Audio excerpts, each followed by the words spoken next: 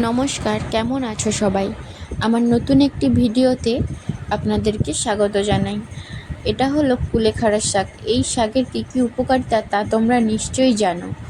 আজকে এই কুলেখাড়া শাক আর কাঁকড়া দিয়ে চচ্চড়ি বানিয়েছি, আর এই কুলেখাড়া শাক আর ডাল দিয়ে বড়া বানিয়েছি। কিভাবে বানিয়েছি সেটাই তোমাদের সাথে শেয়ার করছি। ভিডিওটি তোমরা শেষ পর্যন্ত দেখতে থাকো। প্রথমে আমি কুলেখাড়া শাকটিকে ভালো করে কেটে ধুয়ে নিয়েছি। ধুয়ে ঢাকার মধ্যে জল ঝরাতে রেখে দিয়েছি। এরপর একটি কড়াইয়ের মধ্যে আগে থেকে কেটে রাখা আলুগুলোকে ভাজতে দিয়ে দিলাম।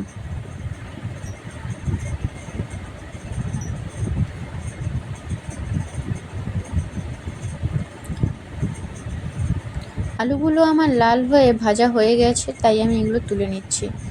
এরপর আমি কেটে রাখা বেগুনগুলোকে দিয়ে দিয়েছি।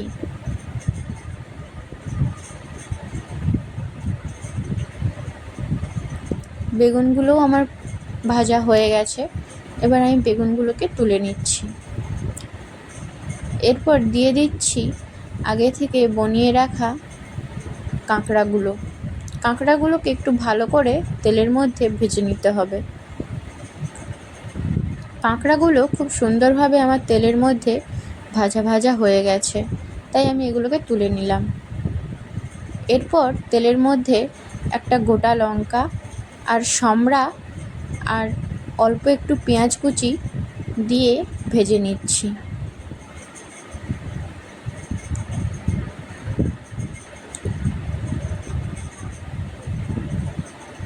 পেঁয়াজটা আমার ভাজা হয়ে গেছে। এবার এর মধ্যে আলুগুলোকে দিয়ে দেব, আর দিয়ে দিলাম তেজপাতা।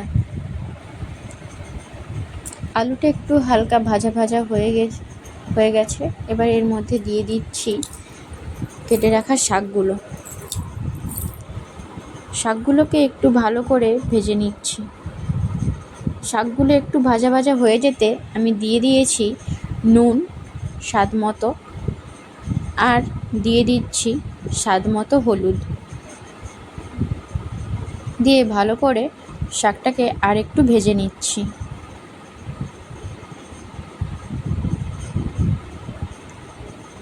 শাকটা আমার ভাজা হয়ে গেছে। এবার আমি এর মধ্যে দিয়ে দিলাম সর্ষে বাটা দিয়ে শাকটাকে ভালো করে নাড়াচাড়া করে এবার এর মধ্যে দিয়ে দেব কাঁকড়া আর বেগুন, আর দিয়ে দেব দুটো গোটা লঙ্কা আগে থেকেই ভাজা করে রেখেছিলাম, সে দুটোকে ভেঙে দিয়ে দিয়েছি। দিয়ে একটু ভালো করে নাড়াচাড়া করেই নিচ্ছি।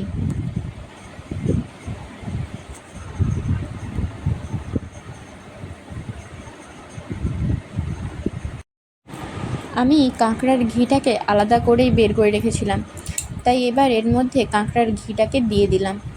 দিয়ে এবার সমস্ত তরকারিটাকে ভালো করে নাড়াচাড়া করে নিচ্ছি। এবার এর মধ্যে পরিমাণ মতো জল দিয়ে এটাকে কিছুক্ষণের জন্য সেদ্ধ হতে চাপা দিয়ে দেব।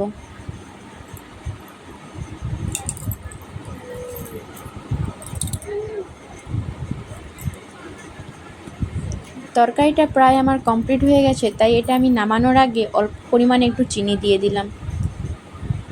আলুটাও খুব সুন্দরভাবে আমার সেদ্ধ হয়ে গেছে।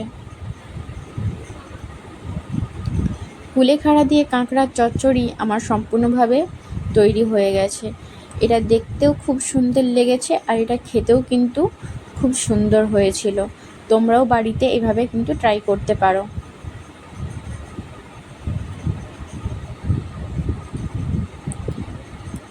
খেসারির ডালের সাথে কিছু শুকনো লঙ্কা একসাথে বেটে নিয়েছিলাম। এবার একটা বাটির মধ্যে সেই কিছুটা খেসারির ডাল বাটা আর তাতে কিছুটা কাঁচা লঙ্কা কুচি, পেঁয়াজ কুচি আর অল্প একটু কুলেখাড়া শাক কুচি দিয়ে দিলাম।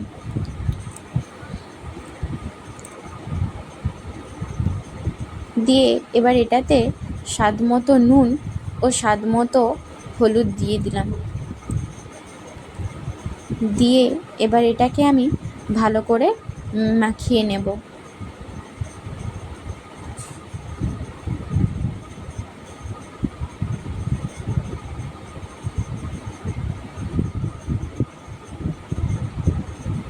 খুব সুন্দরভাবে আমার মাখানো হয়ে গেছে।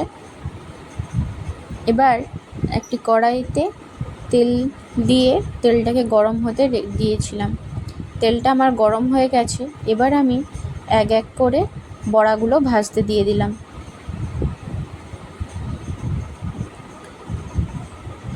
এই বড়াগুলো প্রথমে আমি গ্যাসেতে হাই ফ্লেমে 5 মিনিট ও লো ফ্লেমে 10 মিনিট ভেজেছি। এভাবেই প্রায় 15 মিনিট ভাজাতে আমার বড়াটা খুব সুন্দরভাবে বার থেকে এবং ভেতর থেকে ভাজা ভাজা হয়ে গেছিল। আজকের ভিডিওটা এখান পর্যন্তই। দেখা হচ্ছে অন্য একটি ভিডিওতে। ভিডিওটি শেষ পর্যন্ত দেখার জন্য ধন্যবাদ। আর হ্যাঁ, অবশ্যই লাইক, কমেন্ট, শেয়ার করতে ভুলো না বন্ধুরা।